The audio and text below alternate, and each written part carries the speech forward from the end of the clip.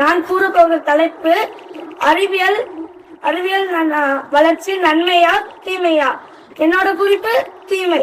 இப்பெல்லாம் பாத்தீங்கன்னா சிறு வயது குழந்தைங்க கூட மொபைல் போன் என்பது டெக்னாலஜி இந்த மாதிரி யூஸ் பண்ணிட்டு இந்த மாதிரி உபயோகம் பெற்றுட்டு இருக்காங்க.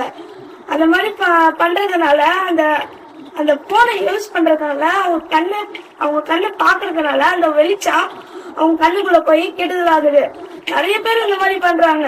அதனால சின்ன வயசு குழந்தைங்க கூட கண்ணாடி தான் போட்டுட்டு இருக்காங்க, பவர் கண்ணாடி என்பது.